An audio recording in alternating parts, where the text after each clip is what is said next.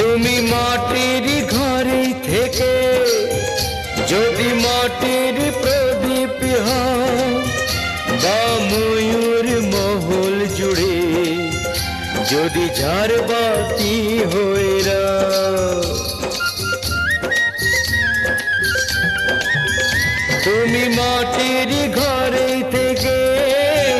যদি মাটির প্রদীপ হও বা ময়ূর মহল জুড়ে